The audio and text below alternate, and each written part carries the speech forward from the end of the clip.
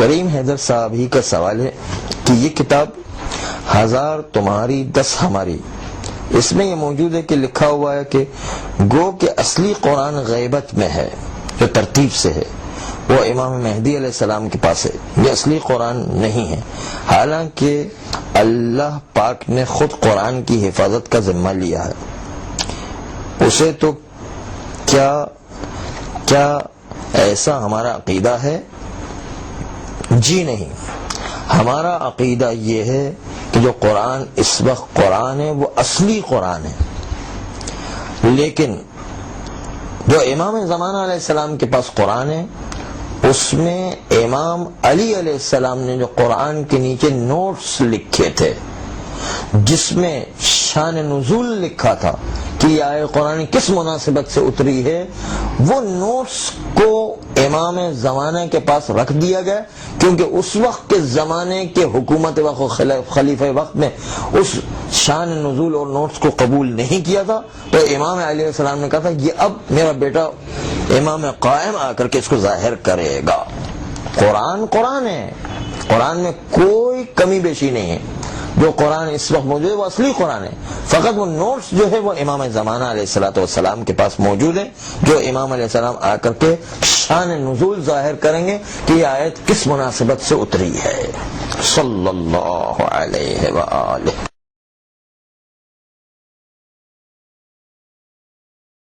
امینہ صاحبہ کراچی سے سوال کرتے کہ مولانا صاحب میں یونیورسٹی کی اسٹوڈنٹ ہوں اور وہاں پہ اسٹوڈنٹس لیول پہ مناظرے ہوتے ہیں جس کا فوراً جواب دینا ممکن نہیں ہوتا، اس لیے پلیز آپ ان کا جواب دے دیں۔ سب سے پہلا تو تحریف قرآن کے مسئلے میں کیونکہ کہا جاتا ہے کہ اشناشری کی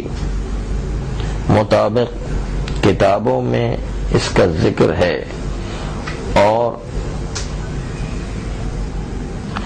ایسا ہے کہ کیا اس بات کی نفی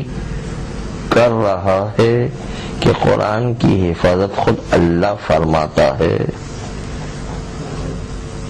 آپ پلیز مجتہدین کے فتوے سے واضح کریں۔ جناب امینہ صاحبہ، تحریف قرآن کے سلسلے میں ہمارے علماء کا نظریہ یہ ہے کہ قرآن میں کوئی تبدیلی واقع نہیں ہوئی ہے۔ یہ جو نسبت شیعوں کی طرف دی جاتی ہے کہ شیعہ تحریف قرآن کے قائل ہیں اور قرآن کے بدل جانے کے قائل ہیں، تو یہ شیعوں کی طرف غلط نسبت دی جاتی ہے۔ شیعہ علماء کی مشہور تعداد یہی ہے، اکا دکا کہیں کسی کے کلام میں آ کر سوء استفادہ کریں وہ ایک الگ بات ہے، لیکن مشہور نظریہ شیعوں کا یہی ہے کہ تحریف قرآن واقع نہیں ہوا ہے۔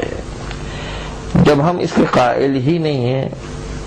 تو بحث کرنے کی آگے گنجائش ہی ختم ہو جایا کرتی ہے۔ صلی اللہ